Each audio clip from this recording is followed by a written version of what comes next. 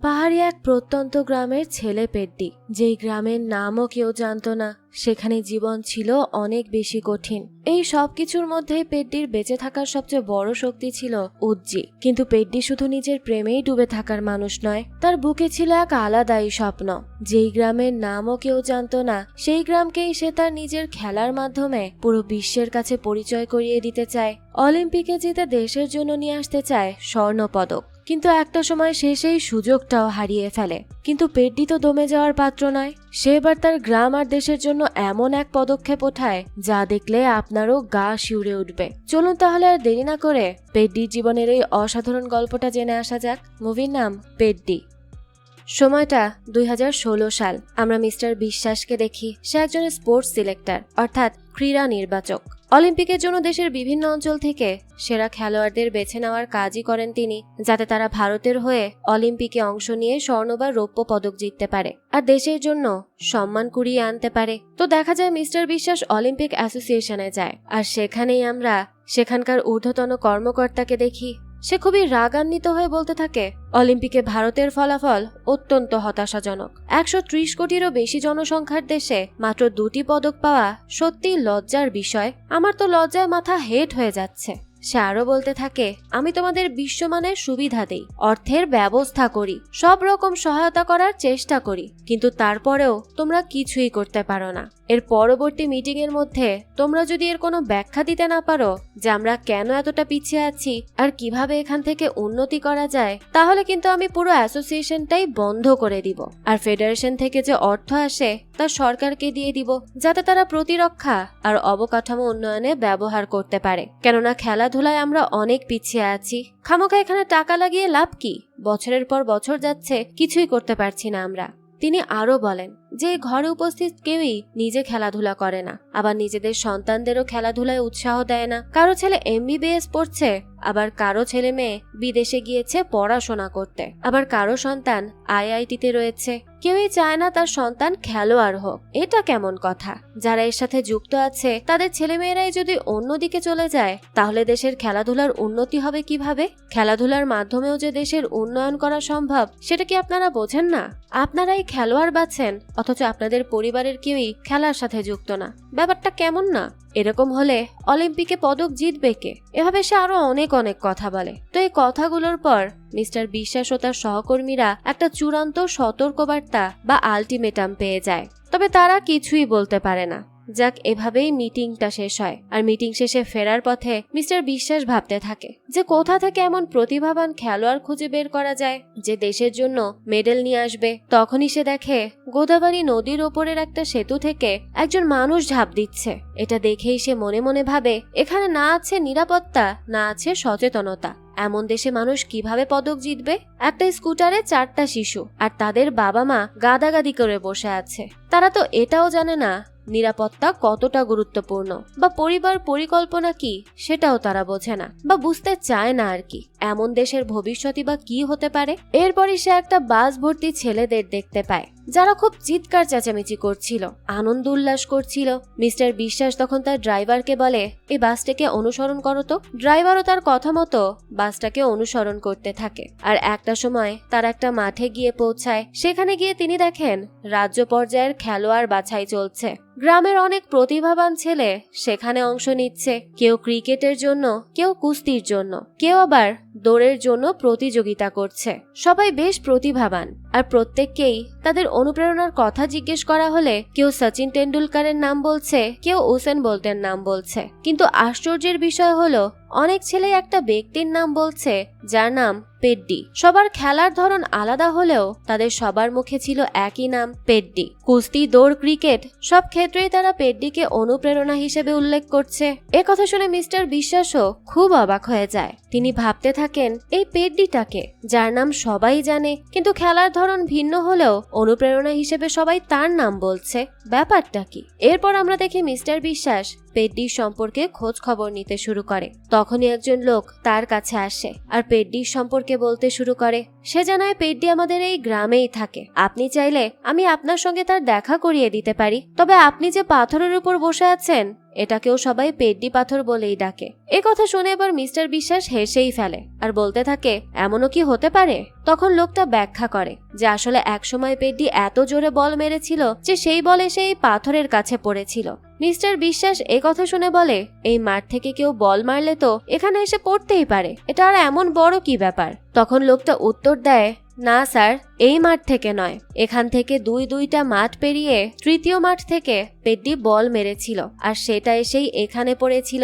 এ কথা শুনে মিস্টার বিশ্বাস সত্যিই হতবাক হয়ে যায় আর পেড্ডির সঙ্গে দেখা করার সিদ্ধান্ত নেয়। এরকম প্লেয়ারের সাথে তো দেখা অবশ্যই করতে হবে। তবে জানা যায় পেড্ডির সঙ্গে দেখা করতে যাওয়াটা এতটাও সহজ নয়। সেখানে কোনো গাড়ি বা ট্রেন যায় না, জঙ্গলের পথ ধরে হেঁটে হেঁটে যেতে হয় পাহাড়ের ওপারে। সেখানে একটা গ্রাম আছে, সেই গ্রামেই থাকে পেড্ডি। আমরা দেখি সেই লোকটার সঙ্গে মিস্টার বিশ্বাসের যাত্রা শুরু হয়, কারণ তিনিও খুব আগ্রহের সঙ্গে জানতে চান এই পেড্ডিকে, যার নাম প্রতিটা খেলোয়াড়ের মুখে মুখে ঘুরছে। এরপর সেই লোকটা পেড্ডির অতীতের গল্প বলতে শুরু করে। সময়টা 1990 সাল। আমরা দেখি রামপুজি নামে একজন ব্যক্তি বিজয়নগর শহরে থাকেন। সেখানে তার এক প্রতিদ্বন্দ্বীও আছে যে ক্রিকেট খেলে আর এলাকায় ক্রিকেটের ওস্তাদ হিসেবে পরিচিত।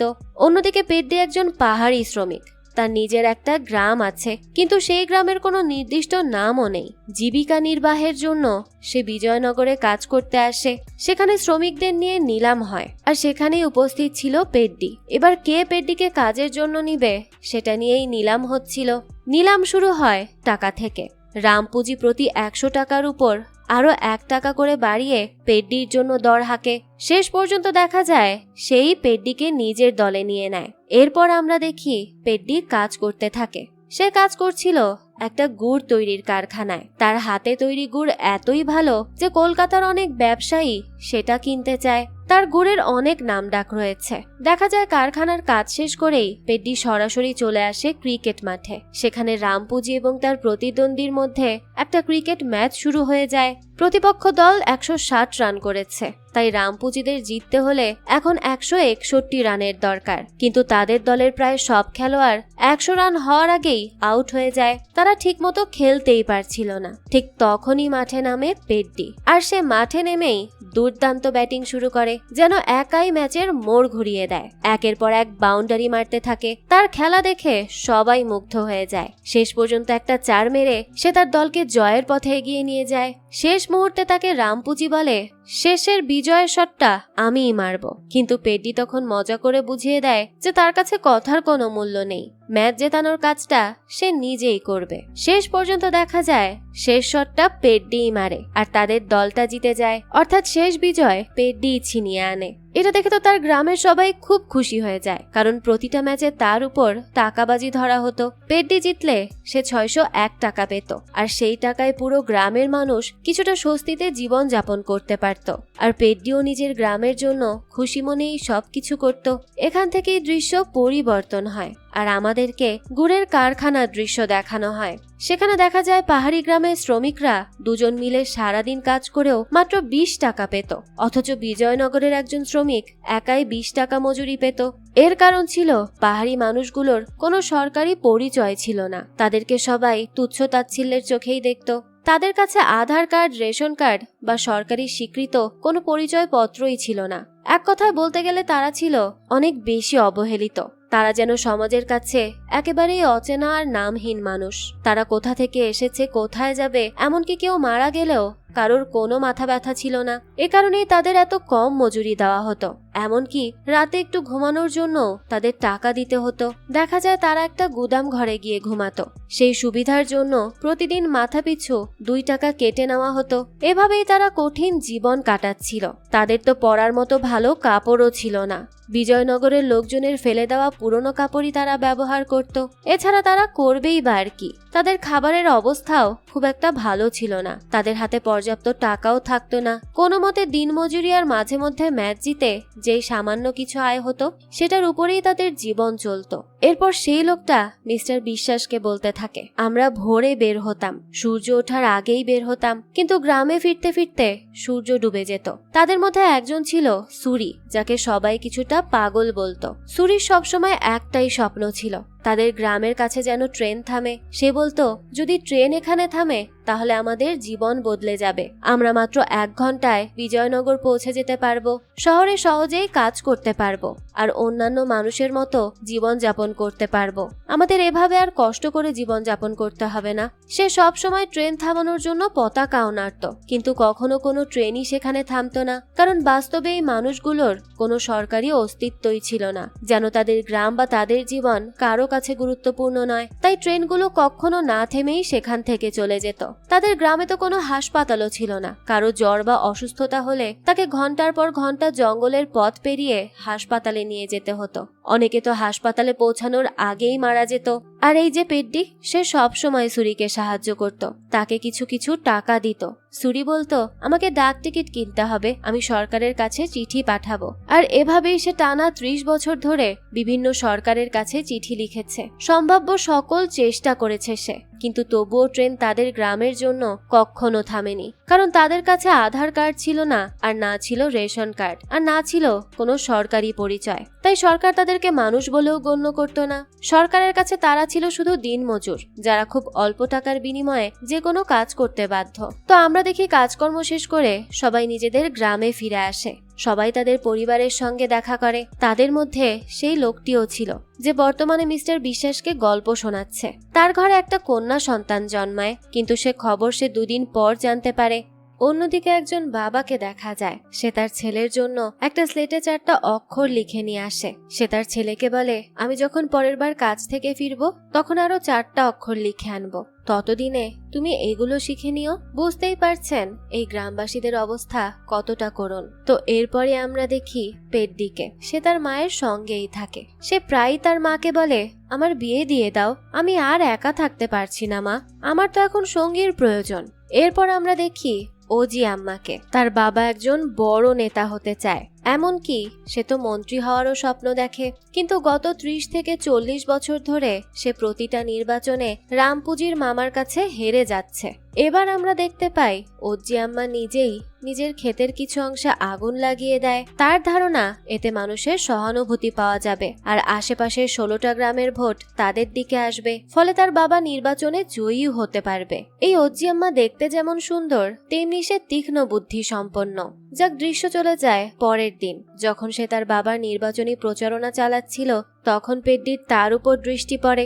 এক নজর দেখেই সে মুগ্ধ হয়ে যায়। সে তো তার দিকে এক দৃষ্টিতেই তাকিয়ে থাকে, তার চোখ যেন আর ফেরেই না। সেদিন সকালেই উজ্জি আম্মা নির্বাচনী প্রচারণা চালায়, আর রাতের বেলা ভোটারদের আকৃষ্ট করার জন্য কিছু গ্রামবাসীকে লাল পানির বোতল, টাকা আর মাংস খাওয়ায়। আর ওদিকে মহিলাদের দেওয়া হচ্ছিল শাড়ি আর গয়না, যাতে তারা তাদের পক্ষেই ভোট দেয়। ভোটে জেতার জন্য কত কিছু, তাই না? এই সুযোগে পেড্ডি ও তার কয়েকজন বন্ধু চুপি চুপি সেখানে ঢুকে পড়ে। পেড্ডি গোপনে ওজি আম্মার সঙ্গে দেখাও করতে যায়। পেড্ডির বন্ধুরা বেশ ভয় পাচ্ছিল, কারণ ধরা পড়লে তো তাদেরকে মেরেই ফেলা হবে। তাই তার বন্ধুরা হঠাৎ করেই আলো নিভিয়ে দেয়। সুযোগ বুঝে পেড্ডি ওজির সামনে যায়, আর অন্ধকারে দুজনের মধ্যে কিছু একটা হয়ে যায়। তবে সেখানে আলো জ্বলার আগেই পেডি সেখান থেকে পালিয়ে যায়। এরপরে উজির বন্ধুরা তাকে বলে, এই ঘটনা যদি কোনোভাবে বাইরে ছড়িয়ে পড়ে তাহলে তো তোর সম্মান নষ্ট হবে, তাই নির্বাচন শেষ না হওয়া পর্যন্ত একদম চুপ করে থাক, এটা নিয়ে কোনো তামাশা করিস না। তাই সেও চুপ করে থাকে। এরপর নির্বাচন যতই কাছে আসতে থাকে, উজ্জির জনপ্রিয়তা দেখে রামপুজি তো ভীষণ ক্ষুব্ধ হয়ে ওঠে। সে এবার সিদ্ধান্ত নেয় যে জনসমাবেশের মঞ্চেই তাকে অপমান করবে। তাই সে তার লোকদেরকে পাঠায়।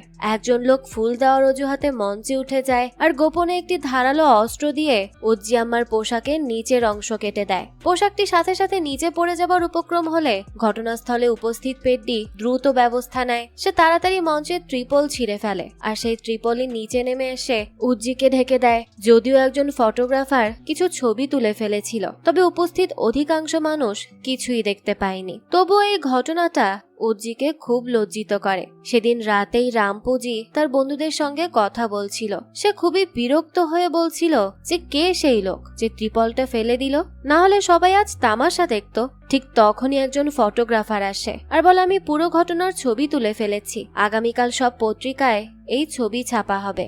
রামপুজিও তখন সেই ছবিগুলো ছাপানোর জন্য পাঠিয়ে দেয়। ঠিক তখনই সেখানে পেড্ডি এসে হাজির হয়। প্রথমে সে নিজের মুখ ঢেকে রাখে আর একে একে সবাইকে আচ্ছা মতো মারধর করতে থাকে, কিন্তু কেউই তার মুখ দেখতে পাচ্ছিল না। এরপরই তারা আগুন জ্বালিয়ে চারপাশ আলোকিত করে তোলে আর সাথে সাথেই পেড্ডির মুখ দেখা যায়। এটা দেখে রামপুজি বলে, তুই একটা পাহাড়ি মজুর হয়ে আমাদের সঙ্গে লড়তে এসেছিস, তোর এত বড় সাহস?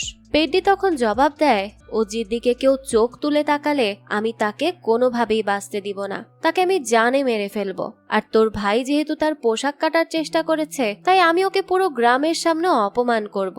তারপর দেখা যায় সত্যিই তাই হয়। পেড্ডি তাদের সবাইকে চরম ভাবে পেটায় আর রামপুজির ভাইকে কাপড় ছাড়া অবস্থায় গ্রামের পথে বেঁধে রাখে। গ্রামের সকল মানুষ এই দৃশ্য দেখে আর সবাই তো এটা দেখে খুব ভালো করেই বুঝতে পারে যে রামপুজির প্রতিশোধ অবশ্যই নিবে, কারণ সে খুবই ভয়ঙ্কর একজন মানুষ, সে এত সহজে দমে যাওয়ার পাত্র নয়। এরপরই দৃশ্য পরিবর্তন হয়, আমাদের একটা কুস্তির ময়দানের দৃশ্য দেখানো হয়। সেখানে একজন বিখ্যাত কুস্তিগিরকে দেখি আমরা। সে উপাধি পেয়েছে হিন্দকেশরী নামে। সে অত্যন্ত দক্ষ আর সম্মানিত একজন কুস্তিগির। আমরা আরো দেখি গৌর নাইডুজির সবচেয়ে প্রতিভাবান শিষ্য ভদ্রা, কিন্তু ভদ্রা নিয়ম কানুন কিছুই মানে না। সে সব সময় আক্রমণাত্মক ভাবে লড়ে আর নানান কৌশল ও প্রতারণার মাধ্যমে প্রতিপক্ষকে হারিয়ে দেয়। এতে সে দর্শকদের করতালি আর পুরস্কার পেলেও গৌর নাইডুজি এতে মোটেও সন্তুষ্ট ছিল না। সে বলতে থাকে খেলায় জয় পরাজয় থাকবেই, কিন্তু খেলাটার মর্যাদা ও চেতনা সবসময় বেঁচে থাকা উচিত। এরপর আবারও দৃশ্য ক্রিকেট মাঠে ফিরে আসে। দেখা যায় সেখানে পেড্ডিকে নিয়ে নিলাম চলছে। আমরা দেখি প্রতাপ ও রামপুজির মধ্যে তাকে নিয়ে দর হাঁকাহাঁকি হচ্ছে। প্রতাপ মাত্র 10 পয়সা বাড়িয়ে দর দিয়ে দেয় আর রামপুজি 1 টাকা বাড়ায়। 3 বার এই হাঁকাহাঁকির পর শেষ পর্যন্ত পেড্ডি মাত্র 1 টাকায় বিক্রি হয়ে যায়। সে তখনই বুঝে যায় যে তারা তার বিরুদ্ধে ষড়যন্ত্র করছে আর প্রতিশোধ নিতে চাইছে। অন্যদিকে রামপুজিও তাকে সরাসরি মারছে না, কারণ যদি সে এখন কিছু করে তাহলে পুরো গ্রামে এই খবর ছড়িয়ে পড়বে যে অজি আম্মার সঙ্গে ঘটা ঘটনায় তারই হাত ছিল। তাই সে নির্বাচনের পর পেড্ডির সঙ্গে হিসাব মেটানোর পরিকল্পনা করে। এছাড়া এসব শ্রমিকের টাকা প্রয়োজন ছিল। রামপুজি খুব ভালো করেই জানতো যে সে যদি তাদের মজুরি কমিয়ে দেয় তাহলে গরিব শ্রমিকদের জীবন আরো কঠিন হয়ে যাবে। তাই সে আপাতত শান্ত থাকে। এরপরই দেখা যায় ক্রিকেট ম্যাচ শুরু হয়ে যায়। সাধারণত পেড্ডিকে শুরুতেই ব্যাটিং এ নামানো হতো, কিন্তু এবার ইচ্ছাকৃতভাবেই তাকে পাঠানো হচ্ছে না। একের পর এক প্রতাপের দলের খেলোয়াড় আউট হয়ে যাচ্ছে আর রামপুজির দল জয়ের দিকে এগিয়ে যাচ্ছে। অবশেষে পেড্ডি খুব রেগে যায় আর নিজেই মাঠে নেমে ব্যাট করতে যায়, কিন্তু সেখানে গিয়ে সে দেখে তাকে আউট করানোর জন্য তার নিজের দলের খেলোয়াড়রাই ইচ্ছাকৃতভাবে রান আউট করার চেষ্টা করছে তাকে। তবুও পেড্ডি নিজেকে কোনোভাবে বাঁচিয়ে খেলে যেতে থাকে আর একটা দুর্দান্ত পারফরমেন্স দেয়। মাঠ জুড়ে দর্শকেরা তো পেড্ডি পেড্ডি বলে চিৎকার করতে থাকে। সেই আওয়াজ গৌর আন্নার কুস্তির আখড়া পর্যন্ত পৌঁছে যায়। তখন সেও পেড্ডির খেলা দেখতে মাঠে চলে আসে। এদিকে পেড্ডি বুঝে যায় যে প্রতাপ ও রামপুঞ্জি একজোট হয়ে তার বিরুদ্ধে পরিকল্পনা করেছে। ম্যাচের মাঝখানে রামপুঞ্জি তার কাছে আসে আর বলে, তোদের মতো পাহাড়ি মজুরদের আসল জায়গা দেখানোর জন্যই এসব করেছি আমি। আজ তুই মাত্র 1 টাকায় বিক্রি হয়েছিস। প্রতাপ আর আমি আগে থেকেই সব ঠিক করে রেখেছিলাম, কারণ আমরা উচ্চ বর্ণের মানুষ, প্রভাবশালী মানুষ। এই গ্রাম আমাদের, পরিচয় আমাদের, ক্ষমতাও আমাদের। আমরা বিজয়নগরের মানুষ, আমরা তো সব ভুলে যাব। কিন্তু আজ তুই আমার সঙ্গে যা করেছিস, কাল একই কাজ প্রতাপের সঙ্গেও করতে পারিস। তাই আজ থেকেই ভেবে রাখ তোর পরিণতি কি হবে। তখন পেড্ডি বুঝতে পারে তার লড়াই শুধু 11 জন খেলোয়াড়ের বিরুদ্ধে নয়, বরং 22 জনের বিরুদ্ধেই। সবাই তার বিরুদ্ধে একজোট হয়ে গেছে। তবুও সে প্রাণপণ চেষ্টা করে খেলতে থাকে, কিন্তু শেষ পর্যন্ত আমরা দেখি প্রতারণার মাধ্যমে পেড্ডিকে হারিয়ে দেওয়া হয়। এটা ছিল ম্যাচের শেষ বল। রামপুজি যখন বল করছিল তখনই উইকেটের পেছনে থাকা খেলোয়াড় নিজের জায়গা ছেড়ে সরে যায় আর রামপুজিও তখন সুযোগ নিয়ে বল দিয়ে উইকেটে স্পর্শ করে দেয়। এভাবেই ম্যাচ শেষ হয়ে যায় আর পেড্ডির দল হেরে যায়। ফলে পেড্ডির উপার্জন হয় মাত্র 1 টাকা। যারা তার উপর ভরসা করে টাকা লাগিয়েছিল তাদের সব টাকাই ডুবে যায়। তবুও পেড্ডির গ্রামের মানুষ এবং খেলা দেখতে আসা দর্শকেরা তার খেলা দেখে মুগ্ধ হয়। সে যতক্ষণ খেলেছে সবাই হাততালি দিয়েছে আর পেড্ডি বেড্ডি বলে চিৎকার করেছে। এটাই তো তার সবচেয়ে বড় পাওয়া। আর এই পুরো দৃশ্য গৌর আন্নাও দেখছিল। অন্যদিকে পেড্ডি নিজের উপরই রাগ করতে থাকে। তার মনে হয় সমাজে তার কোনো মূল্য নেই, সবাই তাকে নিয়ে হাসাহাসি করে। ঠিক তখনই গৌর আন্না তার কাছে আসে আর বলে, তুই কুস্তি খেলবি? পেড্ডি জিজ্ঞেস করে, এতে কি দিনমজুরির টাকা পাওয়া যাবে?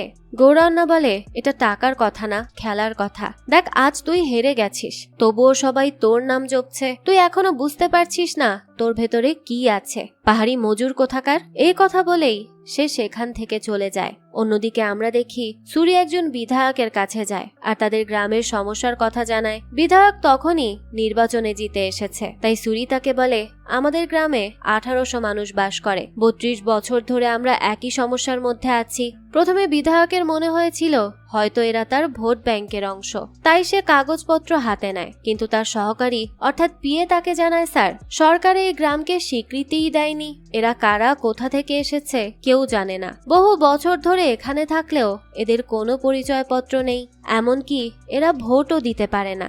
এ কথা শুনে বিধায়ক খুবই রেগে যায়। সে সাথে সাথে কাগজ ছিঁড়ে ফেলে আর বলে, তোমার সাহস হলো কি করে একজন বিধায়কের কাছে আসার? যারা আমাকে ভোট দিয়ে জিতিয়েছে তাদের কথা আগে শুনবো, তোমরা আবার কোথা থেকে এলে? সুরি তখন অনেক অনুরোধ করে, এমনকি তার পায়েও পড়ে যায়, কিন্তু তাতেও কোনো লাভ হয় না। বিধায়ক আরো ক্ষিপ্ত হয়ে নিজের লোকদের দিয়ে সুরিকে মারধর করায়। মার খেয়ে সুরি আবারও নিজের গ্রামে ফিরে আসে। সেখানে পেড্ডি আর অন্যান্য সবাই উপস্থিত ছিল। তারা সুরিকে বলে, এই সব কিছু ভুলে যা, কিছুই বদলাবে না, আমাদের জীবন এভাবেই কেটে যাবে। দেখিসনি ওরা পেড্ডির দামও মাত্র 1 টাকা রেখেছিল। এরপরই আবার একটা ট্রেন আসে। সুরি আবারও সেই লাল পতাকা নেড়ে ট্রেন থামানোর চেষ্টা করে। তখন ট্রেনের একজন কর্মচারী গার্ডকে বলে, স্যার, এবার ট্রেন থামাতেই হবে। লোকটার লাইনের পাশে নেই, সে এবার সরাসরি ট্র্যাকের উপর দাঁড়িয়ে আছে, যে কোনো সময় দুর্ঘটনা ঘটে যাবে। কিন্তু তখন ট্রেন এতটাই কাছে চলে এসেছিল যে সহজে ব্রেক কষা সম্ভব ছিল না। পেডি তখন প্রাণপণে চেষ্টা করে তাকে বাঁচানোর জন্য। সে সুরিকে টেনে সরানোর চেষ্টা করে, কিন্তু ততক্ষণে ট্রেন তার শরীরের অর্ধেক অংশে আঘাত করে ফেলেছিল। সুরির বেঁচে থাকার সম্ভাবনা ছিল খুবই কম। যদি ট্রেনটা থামতো তাহলে হয়তো তাকে দ্রুত শহরে নিয়ে গিয়ে চিকিৎসা করানো যেত, কিন্তু এখন জঙ্গলের ভেতর দিয়ে হাসপাতালে নিতে গেলে পথেই তার মৃত্যু হওয়ার আশঙ্কা ছিল। শেষ মুহূর্তে সুরি পেড্ডিকে বলে, তুই জানিস আমি কেন এত বছর ধরে এই ট্রেন থামানোর জন্য লড়াই করেছি? শুধু এই কারণে নয় যে আমরা 1 ঘন্টার মধ্যে অন্য শহরে পৌঁছে যেতে পারবো। আমি চেয়েছিলাম আমাদের আর অন্য গ্রামের মানুষের মধ্যে কোনো পার্থক্য না থাকুক। আমাদের সন্তান আর তাদের সন্তান যেন সমান সুযোগ পায়, আমরা যেন কাজ পাই, আমাদের জীবন যেন উন্নত হয়, আর আমরা যেন একটা পরিচয় পাই। আমাদেরও যেন একটা স্টেশনের নাম থাকে, আর আমাদের গ্রামের নামেই যেন মানুষ আমাদের চিনতে পারে। মৃত্যুর আগে সুরি আরো বলে, মরে যাওয়া খুব সহজ, কিন্তু এক নামহীন পাহাড়ি শ্রমিক হয়ে বেঁচে থাকা সবচেয়ে কঠিন। এগুলোই ছিল সুরির শেষ কথা। এরপর সে সবাইকে ছেড়ে চলে যায়। সুরির মৃত্যুতে পেড্ডি এবং গ্রামের অন্য সবাই প্রচন্ড ক্ষিপ্ত হয়ে ওঠে। তারা রেল লাইন উপড়ে ফেলে আর সেখানে কেরোসিন ঢেলে আগুন লাগিয়ে দেয়। যখন সরকারের কাছে এই ঘটনার খবর পৌঁছে যায় তখন পুলিশ এসে গ্রামের যাদেরকে সন্দেহ করে তাদের সবাইকে ধরে নিয়ে যায়। যারা এই কাজে জড়িত ছিল তাদের নির্মমভাবে মারধর করা হয়, এতটাই নির্যাতন করা হয় যে তাদের শরীর থেকে রক্ত ঝরতে থাকে। এরপর পুলিশ সুরির মরদেহকে বেওয়ারিশ ঘোষণা করে দেয়, কারণ তার তো কোনো পরিচয়পত্র বা সরকারি নথি ছিল না। তখন গ্রামের একজন লোক বলে, স্যার, সে আমাদের গ্রামের মানুষ। পুলিশ কর্মকর্তা জবাব দেয়, তোমার সঙ্গে তার সম্পর্ক কি? সে কি তোমার ভাই, আত্মীয়? কোনো কাগজপত্র আছে? যদি কোনো নথি না থাকে তাহলে কিভাবে প্রমাণ করবে সে তোমাদের লোক? সে আরো বলে যে কোথায় স্টেশন হবে আর কোথায় হবে না সেটা কেন্দ্রীয় সরকার ঠিক করে, তোমরা নিজেদের কি মনে করো?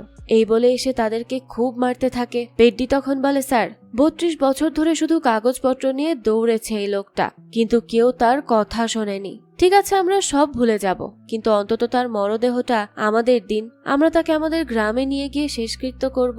কিন্তু পুলিশ কর্মকর্তা তাতেও রাজি হয় না।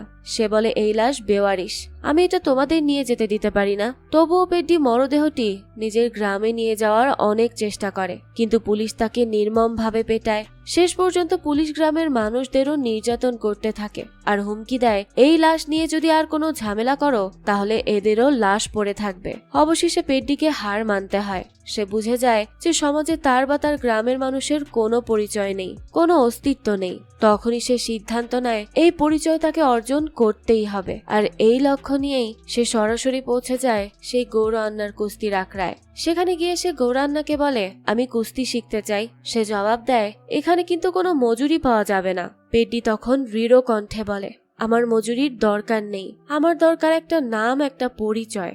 শুধু নিজের জন্য নয়, আমার পুরো গ্রামের মানুষের জন্য আমি সেই পরিচয় অর্জন করতে চাই। দেখা যায় ভদ্র এবং আখড়ার অন্য কুস্তিগিররা পেড্ডির উপর খুবই ক্ষুব্ধ ছিল, কারণ সে না তাদের গ্রামের মানুষ, না তার কোনো পরিচয় বা সামাজিক মর্যাদা ছিল। তারপরেও গৌরান্না তার মধ্যে কি দেখেছিল সেটা কেউ বুঝতে পারছিল না। পেড্ডি যখনই তার কাছে গিয়ে কুস্তি শেখানোর জন্য অনুরোধ করত, তিনি বলতেন, থাকতে চাইলে থাকো, না চাইলে চলে যেতে পারো। তবুও পেড্ডি হাল ছাড়েনি। সে ধৈর্য ধরে সব কাজ করতে থাকে আর অজান্তেই অনেক কিছু শিখে ফেলে। এদিকে ভদ্রা তাকে নিয়ে খুব হাসাহাসি করত। একদিন তো সে বিদ্রুপ করে বলেই ফেলে যে তোমরা নাকি সব কাজ জোড়ায় জোড়ায় করো, মজুরিও দুজন মিলে পাও, তাহলে বিয়ে করতে গেলেও কি জোড়ায় জোড়ায় যাবে? আর বাসর রাত কি দুজনে মিলে পালন করবে? এই কথা শুনে তো পেড্ডির খুব রাগ হয়। সে ভদ্রার উপর হাত তুলতে যাচ্ছিল, ঠিক তখনই গৌরান্না এসে তাকে থামিয়ে দেয় আর বলে, যদি কুস্তি শিখতেই চাও তাহলে সব রাগ অভিমান ছেড়ে দিতে হবে। পেড্ডি তখন ক্ষুব্ধ হয়ে বলে, আপনি আমাকে কুস্তি শেখালেন কবে? আমি তো এতদিন ধরে এখানে গাধার মতো খেটেই যাচ্ছি। তখন গৌরান্না তাকে বোঝায়, তুই যে বস্তা বহন করছিস, যে পানি তুলছিস, যেই মাটি কাটছিস, এই সবের প্রতিটাই কুস্তির এক একটা কৌশল আর অনুশীলন, শুধু তুই সেটা বুঝতে পারিসনি। এরপর সে প্রতিটা কাজের সঙ্গে কুস্তির কৌশলের সম্পর্ক বুঝিয়ে দেয়। ধীরে ধীরে পেড্ডি সত্যিকারের কুস্তি শেখা শুরু করে। সে পানির নিচে দীর্ঘক্ষণ শ্বাস আটকে রাখার অনুশীলনও শুরু করে, যা ছিল ভদ্রার একটা রেকর্ড। ধীরে ধীরে সে সেই রেকর্ডের কাছাকাছিও পৌঁছে যেতে থাকে। এতে ভদ্রা এবার ভয় পেতে শুরু করে, কারণ পেড্ডি যদি একবার তাকে ছাড়িয়ে যায় তাহলে আখড়ার সেরা কুস্তিগির হিসেবে তার অবস্থান নষ্ট হয়ে যাবে। কিন্তু দেখা যায় পেড্ডির খুব বেশি একটা সময় লাগে না সব কৌশল আয়ত্ত করতে। সে নিজেকে পুরোপুরি কুস্তির পরিবেশের সঙ্গে মানিয়ে নিয়েছিল। ধীরে ধীরে সে গৌরান্নার গর্বে পরিণত হয়। এরপর এক কুস্তি প্রতিযোগিতার আয়োজন হয়। সেখানে গৌরান্না ভদ্রাকে না পাঠিয়ে পেড্ডিকে পাঠায়। পেড্ডিকে দেখে তো প্রতিপক্ষরা খুব হাসতে থাকে। তারা বলে, ভদ্রার কাছে হারলে অন্তত বলতে পারতাম যে একজন বড় কুস্তিগিরের কাছে হেরেছি, কিন্তু এই নাম পরিচয়হীন পাহাড়ি শ্রমিকের কাছে হারলে তো নিজের উপরই লজ্জা লাগবে। তখন পেড্ডি জবাব দেয়, শুধু মুখে বড় বড় কথা বললেই হবে না, হাতেও কিছু করে দেখাও। তোমাদের সেরা দুই কুস্তিগিরকে পাঠাও, আমি দুজনকেই হারাবো। পেড্ডির এই আত্মবিশ্বাসী কথা শুনে গৌরান্না হাততালি দিতে থাকে। এরপর প্রতিপক্ষের দুই সেরা কুস্তিগির তাকে থামানোর জন্য মাঠে নামে, কিন্তু তারা বেশিক্ষণ পেড্ডির সামনে টিকতেই পারে না। পেড্ডির কাছে এই লড়াই শুধু একটা ম্যাচ ছিল না, তাকে প্রমাণ করতে হতো যে তারও একটা পরিচয় আছে, তার গ্রামেরও একটা অস্তিত্ব আছে। সে লড়ছিল 1800 মানুষের জন্য, 32টা পরিবারের জন্য। তাই সে কোনোভাবেই হারতে পারে না। একাই সে দুই প্রতিপক্ষকে পরাজিত করে দেয়। এই দৃশ্য দেখে গৌরান্নার বুক গর্বে ভরে ওঠে। চারপাশের সবাই তখন পেড্ডি পেড্ডি বলে চিৎকার করতে থাকে। গৌরান্নার মনে হতে থাকে যেন তার প্রিয় খেলাটা আজ আবারও নতুন করে বেঁচে উঠেছে। সেই রাতেই দেখা যায় ওজিয়াম্মা গোপনে পেড্ডির সঙ্গে দেখা করতে আসে। সে বলে, তোমাকে ধন্যবাদ জানাতে এসেছি, সেদিন তুমি ট্রিপল ফেলে আমার সম্মান রক্ষা করেছিলে। এরপর সে মজা করে বলে, তবে আমাকে আরেকজনকে খুঁজে বের করতে হবে, সে আমাকে অন্ধকারে কিস করে পালিয়ে গিয়েছিল। পেড্ডি তখন হেসে উত্তর দেয়, তাকেও আমিই খুঁজে বের করব, আগে আমি ভালোভাবে খেলি, জেলা পর্যায়ে প্রতিযোগিতা জিতে আসি। এই কথা শুনে ওজিয়াম্মা সেখান থেকে চলে যাচ্ছিল, কিন্তু ঠিক তখনই হঠাৎ সে পিছলে যায়। পেড্ডি দ্রুত তাকে ধরে ফেলে, আর তাকে ধরে রাখার সেই মুহূর্তেই ওজিয়াম্মার মনে ধীরে ধীরে একটা সন্দেহ জাগে। এই শরীরের গঠন, এই স্পর্শ হয়তো সেই মানুষটার, যে একদিন অন্ধকারে তার কাছে এসেছিল। অজ্জি আম্মা তখন বুঝতে পারে তার নাকের কাছে যে নিঃশ্বাস এসে লাগছে সেই মানুষটার কেউ নয়, পেড্ডি। সেই পেড্ডি যে একদিন তার কাছে গোপনে এসেছিল। প্রথমে অজ্জি আম্মা তাকে অনেক বকাঝকা করে। তখন পেড্ডি নিজের ভালোবাসার কথা প্রকাশ করে আর বলে, আমি ফুল দিতে জানি না, উপহার দিতে জানি না, আমি শুধু এভাবেই ভালোবাসা প্রকাশ করতে জানি, স্পর্শের মাধ্যমে। তাই আমি তোমাকে ছুঁয়েই আমার ভালোবাসার কথা বোঝাতে চেয়েছিলাম। এই কথা শুনে অজ্জি আম্মা খুব রেগে যায় আর সেখান থেকে চলে যায়। এরপর আমরা দেখি গৌরান্ন একটা বড় পরিকল্পনা করে। সে পেড্ডিকে বলে, এভাবে ধীরে ধীরে এগোলে হবে না, সামনে অনেক বাধা আসবে, অনেক মানুষ তোকে নিচে নামানোর চেষ্টা করবে, কারণ তোর কোনো নাম নেই, কোনো পরিচয় নেই। তুই জেলা পর্যায়ে প্রতিযোগিতা জিতে গেছিস।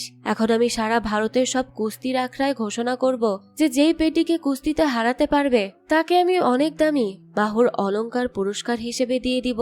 এই বাহুর অলংকার বা করাটিরও একটা ইতিহাস ছিল। আমরা জানতে পারি সাসোদিয়ার বংশে বহু প্রজন্ম ধরেই করাটি ছিল। পুরনো সময় কোনো কুস্তিগির বড় প্রতিযোগিতায় জিতলে তাকে কড়া পরিয়ে সম্মানিত করা হতো। সেই ঐতিহ্যবাহী করাটি পারিবারিক উত্তরাধিকার হিসেবে সাসোদিয়ার কাছে এসেছিল। আর একসময় গৌরান্নার সাসোদিয়ার মধ্যে একটা কুস্তি প্রতিযোগিতা হয়। সেখানে গৌরান্না সাসোদিয়াকে পরাজিত করে। পরাজয়ের পর সে নিজে মাথা নত করে সেই করাটি গৌরান্নার পায়ে পরিয়ে দেয়। কিন্তু সেই দিন থেকে সাসোদিয়া গৌরান্নাকে হারানোর সুযোগ খুঁজতে থাকে। তাকে ছোট করার জন্য বিভিন্ন প্রতিযোগিতায় নিজের সেরা সেরা কুস্তিগিরদের পাঠাতে থাকে। এরপর যখন সাসোদিয়া জানতে পারে যে এমন একজন নতুন কুস্তিগির এসেছে, পেড্ডি, যাকে নিয়ে গৌরান্না অত্যন্ত গর্বিত আর যাকে নিয়ে সে সবাইকে চ্যালেঞ্জ করছে, তখন সাসোদিয়া নিজেই পেড্ডির নাম জাতীয় পর্যায়ের প্রতিযোগিতার জন্য সুপারিশ করে। আর কিছুদিন পর দেখা যায় পেড্ডির কাছে জাতীয় প্রতিযোগিতায় অংশগ্রহণের চিঠিও চলে আসে। সাসোদিয়া তখন গৌরান্নাকে বলে, গ্রামের মধ্যে তুমি যে অপমান আমার করেছিলে তার প্রতিশোধ আমি সারা ভারতের সামনে নিব। আমি চাই সবাই দেখুক তোমার পরাজয়। অর্থাৎ সে গৌরান্নাকে এটা বুঝিয়ে দেয় যে তার পেড্ডি জিতুক সেটা সে কোনোভাবেই চায় না। যাক, এরপরই আমরা দেখতে পাই পেড্ডি জাতীয় পর্যায়ের কুস্তি প্রতিযোগিতায় পৌঁছে যায় আর এবার শুরু হয় তার লড়াই। পেড্ডি তো একের পর এক প্রতিপক্ষকে হারাতে থাকে, এমনকি সাসোদিয়ার সেরা কুস্তিগিরদেরও হারায়। একদিন অনুশীলনের সময় ভাদ্রা তার কাছে আসে আর বলে, পেড্ডি, তুই আজ অনেক দূর এগিয়ে গেছিস, আর কয়েকদিনের মধ্যেই যদি এই জাতীয় প্রতিযোগিতাতেও জিতে যাস তাহলে চারদিকে শুধু তোরই জয়ধ্বনি শোনা যাবে, সবাই তোর প্রশংসা করবে। তারপর সে কিছুটা ঈর্ষা আর কষ্ট মিশিয়ে বলে, কিন্তু আমি সেটা হতে দিব না। এই বলেই সে হঠাৎই পেড্ডিকে জড়িয়ে ধরার ভান করে তার পায়ে আঘাত করে আর ইচ্ছে করেই সে পেড্ডির পা আহত করে দেয়। এরপর সে দ্রুত সেখান থেকে পালিয়ে যায় আর সরাসরি সাসোদিয়ার কাছে গিয়ে সব তথ্য জানিয়ে দেয়। এরপর সে বলতে থাকে পেড্ডিকে হারাতে হলে এবার তার পায়ে আঘাত করতে হবে। ওর পা অলরেডি দুর্বল হয়ে গেছে, নইলে তোমরা কেউ ওকে হারাতে পারবে না। দৃশ্য চলে যায় পরের দিন। সাসোদিয়ার কুস্তিগির ঠিক সেটাই করে। যখন সে বুঝতে পারে যে সে হারতে চলেছে তখনই সে পেড্ডির আহত পায়ে মারাত্মকভাবে আঘাত করে। আঘাতটা খুবই গুরুতর ছিল, কিন্তু এরপরেও পেড্ডি থেমে যায় না। নিজের পায়ের ব্যথাকে উপেক্ষা করে সে শেষ মুহূর্তে এমন একটা কৌশল প্রয়োগ করে যাতে সে 4 পয়েন্ট পেয়ে যায়। এর ফলে সে ম্যাচ জিতে যায় আর সেমিফাইনাল পেরিয়ে ফাইনালে পৌঁছে যায়। তবে ম্যাচ শেষ হওয়ার কিছুক্ষণ দাঁড়িয়ে থাকতেই সে মাটিতে লুটিয়ে পড়ে। তার অবস্থা খুবই খারাপ হয়ে গিয়েছিল। হাসপাতালে নিয়ে গেলে ডাক্তাররা তাকে জানায়, তোমার ডান পায়ের একটা গুরুত্বপূর্ণ স্নায়ু মারাত্মকভাবে ক্ষতিগ্রস্ত হয়েছে। পুরোপুরি সুস্থ হতে অনেক বছর লাগতে পারে, দীর্ঘ চিকিৎসা দরকার হবে, আর এখন তোমার কুস্তি খেলা একদমই উচিত নয়। এই কথা শুনে পেড্ডি অনেক ভেঙে পড়ে। কান্না করতে করতে সে বলে, যদি আমাকে খেলাধুলা থেকে দূরে সরিয়ে দেওয়া হয় তাহলে আমার গ্রামের মানুষ কিভাবে জানবে যে আমি কে? আমি তো নিজের গ্রামের লোকেদের কাছেও সত্যিটা বলিনি। প্রতিযোগিতায় আমি বিজয়নগরের প্রতিনিধিত্ব করেছি, কাগজে আঙুলের ছাপ দিয়ে লিখেছি আমি বিজয়নগরের মানুষ, কিন্তু শুধু এই দিনের জন্য আমার গ্রামের মানুষ ভাববে আমি তাদের সঙ্গে বিশ্বাসঘাতকতা করেছি। তারা ভাববে আমি এখন বিজয়নগরের মানুষ হয়ে গেছি, কিন্তু না, আমি তো এখনো তাদের জন্যই লড়ছি। আমি যদি বিজয়নগরের পরিচয় ব্যবহার না করতাম তাহলে তো এই পর্যায়ে পৌঁছাতেই পারতাম না। তখন গৌরান্না জোরে বলে ওঠে, আরে পাহাড়ি মজুর, তুই কেন বুঝতে পারছিস না? তুই 3 দিন কোমায় ছিলি, ম্যাচ শেষ হয়ে গেছে, বিজয়ীর নামও ঘোষণা হয়ে গেছে,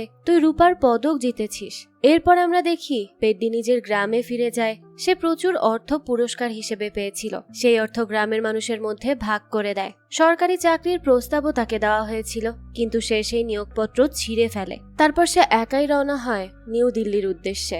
সেখানে সংসদ ভবনের বাইরে গিয়ে সে বিভিন্ন মন্ত্রীর দপ্তরের সামনে বসে থাকে। তার হাতে ছিল নিজের ক্রীড়া সনদপত্র এবং বিভিন্ন নথি, যেখানে প্রমাণ ছিল যে সে আন্তর্জাতিক পর্যায় পর্যন্ত খেলেছে। কিন্তু কোনো মন্ত্রী বা তাদের সহকারীরা তার কথাই শুনতে চায় না। এদিকে বেঁচে থাকার জন্য সে দিনমজুরির কাজও করতে থাকে। এভাবেই দেখতে দেখতে অনেকটা সময় কেটে যায়, কিন্তু হাজার চেষ্টা করেও কারোর সঙ্গে তার সাক্ষাৎ হয় না। সব জায়গা থেকে সে শুধু পায় হতাশা। অবশেষে একদিন সে নিরাপত্তা ব্যারিকেড ভেঙে একজন মন্ত্রীর কাছে পৌঁছে যায়। সে নিজের সার্টিফিকেট দেখিয়ে বলে, স্যার, আমি অলিম্পিকে খেলেছি। মন্ত্রী উত্তর দেয়, অলিম্পিকে খেলেছ ঠিক আছে, কিন্তু তুমি তো দ্বিতীয় হয়েছ, রূপার পদক পেয়েছ, স্বর্ণ তো আর পাওনি। পত্রিকায় তোমার ছবিও ছাপা হয়নি। যেদিন তুমি স্বর্ণপদক জিতবে সেদিন তোমার কথা শুনবো। এই কথা বলে তাকেও সেখান থেকে ফিরিয়ে দেওয়া হয়। এরপর গল্প আবারও চলে আসে বর্তমান সময়ে। মিস্টার বিশ্বাস তখন বলে, তাহলে এভাবেই তোমাদের নায়ক হেরে গেল? এমন একজন পরাজিত মানুষের সঙ্গে দেখা করারও আমার কোনো ইচ্ছে নেই। তখন সেই লোকটা হেসে বলে, স্যার, গল্প অত তাড়াতাড়ি শেষ হয়নি। আমরা দেখি তারা পাহাড়ের উপরে পৌঁছে গেছে। সেখানে একটা ছোট্ট চায়ের দোকান ছিল। সেখান থেকে আবারও গল্প ফ্ল্যাশব্যাকে চলে যায়। আমরা পেড্ডিকে দেখি। সে গভীর চিন্তায় মগ্ন ছিল। সে ভাবতে থাকে এখন তার কি করা উচিত, কারণ তার ডান পা আর আগের মতো কাজ করছে না, আর এখনো সেখানে অনেক ব্যথা, আর এতটাই ব্যথা যে সে ঠিক মতো হাঁটতেও পারে না। তাই সে বুঝতে পারে এবার তাকে নতুন করে কিছু একটা করতেই হবে, না হলে তারা আবারও সেই আগের অবস্থাতে ফিরে যাবে। পেড্ডি এবার একটা কঠিন সিদ্ধান্ত নেয়। সে চলন্ত ট্রেনের বাইরে তার ডান পা বের করে দেয়, আর কিছুক্ষণ পরই পাটা একটা বৈদ্যুতিক খুঁটির সঙ্গে ধাক্কা লাগে আর সাথে সাথে বিচ্ছিন্ন হয়ে যায়। ভয়ঙ্কর যন্ত্রণায় পেড্ডি ছটফট করতে থাকে। তাকে তখন দ্রুত হাসপাতালে ভর্তি করা হয়। তবে এই সিদ্ধান্তের পেছনেও একটা বড় কারণ ছিল। পেড্ডি যখন বিভিন্ন মন্ত্রী আর সরকারি দপ্তরের দরজায় দরজায় ঘুরে নিজের গ্রামের মানুষের জন্য আবেদন করছিল, তখন সে একটা ক্রীড়া একাডেমি দেখতে পায়। সেখানে সে এমন এমন খেলোয়াড়দের দেখে যারা শারীরিক প্রতিবন্ধকতা নিয়েও খেলাধুলা করছে। হ্যাঁ, সেটা ছিল প্যারা অলিম্পিক গেমসের জন্য প্রশিক্ষণ কেন্দ্র। পেড্ডি দেখেছিল অনেকেই হাত ছাড়াই তীরন্দাজির অনুশীলন করছে, কেউ আবার হুইল চেয়ারে বসে বিভিন্ন খেলা খেলছে, আবার কেউ কৃত্রিম পা লাগিয়ে দৌড়াচ্ছে। সমাজ তাদেরও একই সম্মান দিচ্ছে আর স্বীকৃতি দিচ্ছে। সেই দৃশ্য দেখে পেড্ডির মনে একটা পরিকল্পনা আসে। সে ভাবে যদি সে নিজের পা হারায় তাহলে তো সেও প্যারা অলিম্পিকে অংশ নেওয়ার সুযোগ পাবে, আর সেখান থেকেই হয়তো সে তার গ্রামের মানুষের কথা পুরো দেশের সামনে তুলে ধরতে পারবে। তাই সে নিজের ডান পা হারানোর সেই ভয়ঙ্কর সিদ্ধান্তটা নিয়ে নেয়। একটা মানুষ কতটা অন্য মানুষের জন্য ভাবলে এমনটা করতে পারে। যাক, এরপর গল্প আবারও ফিরে আসে বর্তমানে। দেখা যায় যেখানে সুরি একসময় ট্রেন থামানোর জন্য লাল পতাকা নাড়ত, এখন সেখানে একটা রেল স্টেশন তৈরি হয়েছে। কৃত্রিম পা নিয়ে দৌড়ে পেড্ডি প্যারা অলিম্পিকে জয়লাভ করেছে। জয়ের পর পদক নেওয়ার বদলে পেড্ডি একটা মাইক্রোফোন চায়, আর মাইক্রোফোন হাতে নিয়ে এসে বলে, স্যার, আমি ভারতীয় নই। এই কথা শুনে সবাই অবাক হয়ে যায়। স্পোর্টস একাডেমির কর্মকর্তারা বলে, তুমি তো ভারতীয়ই, তাহলে এই কথা বলছো কেন? ফেডারেশনের লোকজন বলে, তুমি তো অন্ধ্রপ্রদেশের বিজয়নগরের বাসিন্দা। তখন পেড্ডি উত্তর দেয়, খেলার সুযোগ পাওয়ার জন্য আমাকে বিজয়নগরের পরিচয় ব্যবহার করতে হয়েছে, কিন্তু আসলে আমি পাহাড়ি গ্রামের মানুষ। আপনারা কি জানেন আমাদের মতো এমন কত গ্রাম সারা ভারতে আছে? প্রায় 1800টা গ্রাম রয়েছে যাদের কোনো আধার কার্ড নেই, রেশন কার্ড নেই, কোনো সরকারি পরিচয় পত্রও নেই। আমরা বাঁচি না মরি, সরকারের তাতে কোনো মাথা ব্যথা নেই। আমরা যেন বেওয়ারিশ মানুষ। আমি এত দূর শুধু চ্যাম্পিয়ন হওয়ার জন্য আসিনি। আমি এখানে এসেছি যাতে আমার গ্রামেরও একটা নাম হয়। আমি চাই আমাদের গ্রামেও ট্রেন থামুক, গ্রামের মানুষও সুযোগ সুবিধা পাক, যেমনটা অন্য সবাই পেয়ে থাকে। আমি চাই আমাদেরও একটা পরিচয় থাকুক, যাতে পুলিশ আর কোনোদিন বলতে না পারে যে আমরা বেওয়ারিশ। পেড্ডির এই কথাগুলো শুনে উপস্থিত মন্ত্রীদের চোখেও পানি চলে আসে। অবশেষে পেড্ডি ট্রেনে করে নিজের গ্রামে ফিরে আসে। সেখানে তার মা এবং পুরো গ্রামের মানুষ তাকে স্বাগত জানায়। সবার চোখে তখন আনন্দ আর আবেগের অশ্রু। উজ্জিয়াম্মাও সেখানে উপস্থিত ছিল। তার সমস্ত রাগ ইতিমধ্যেই ভালোবাসায় পরিণত হয়েছিল। পেড্ডির প্রতি তার সম্মানও অনেক বেড়ে যায়। অন্যদিকে বিজয়নগরের মানুষ রামপুজি, প্রতাপ এবং ভদ্রাও নিজেদের ভুল স্বীকার করে। তারা পেড্ডিকে আন্তরিকভাবে গ্রহণও করে নেয়। গৌরান্নাও তার সাফল্যে ভীষণ গর্ব অনুভব করে। এরপরই দেখা যায় স্টেশন মাস্টার এসে পেড্ডিকে বলে আজ থেকে এই স্টেশনেই ট্রেন থামবে, আর এই স্টেশনের নাম হবে পেড্ডি স্টেশন। কিন্তু পেড্ডি সঙ্গে সঙ্গে বলে না, এই স্টেশনের নাম আমার নামে নয়, এর নাম হওয়া উচিত সুরির নামে, কারণ এই স্বপ্নের জন্য 32 বছর ধরে সে লড়াই করেছে। দৃশ্য চলে আসে বর্তমানে। মিস্টার বিশ্বাস বলে আমি এখনই পেড্ডির সঙ্গে দেখা করব না, বরং আমি এমন একটা ব্যবস্থা করব যাতে গ্রামের প্রত্যন্ত এলাকার প্রতিটা প্রতিভাবান শিশু ফেডারেশন পর্যন্ত পৌঁছাতে পারে।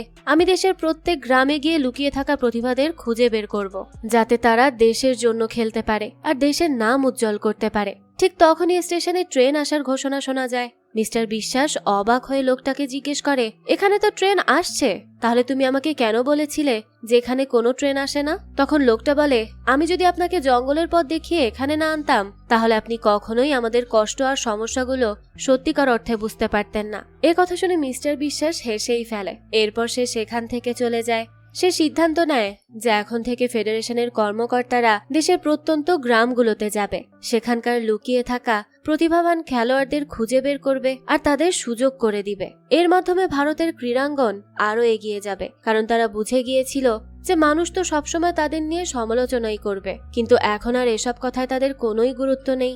যাক, এই তো ছিল আজকের গল্প। পেড্ডির জীবনের এই গল্পটা আপনাদের কাছে কেমন লেগেছে সেটা অবশ্যই আমাদেরকে কমেন্ট করে জানাবেন। যদি এতটুকু ভালো লেগে থাকে তাহলে একটি লাইক দিয়ে যাবেন। আর হ্যাঁ, আমাদের এই চ্যানেলে কিন্তু প্রতিনিয়তই নতুন নতুন ভিডিও আপলোড করা হয়। সেই সব ভিডিওর আপডেট পেতে আমাদের চ্যানেলটিকে সাবস্ক্রাইব করে বেল আইকনে অল দিয়ে রাখতে কিন্তু ভুলবেন না। আর একটা কথা, আমাদের সকল ভিডিওর আপডেট পেতে জয়েন করতে পারেন আমাদের হোয়াটসঅ্যাপ চ্যানেলে, লিংক ডেসক্রিপশন বক্সেই দেওয়া আছে। আজকে তাহলে এই পর্যন্তই, আবারও হাজির হব নতুন কোনো ভিডিও নিয়ে। সেই পর্যন্ত সবাই ভালো থাকবেন আর আমাদের চ্যানেলের সাথেই থাকবেন। ধন্যবাদ।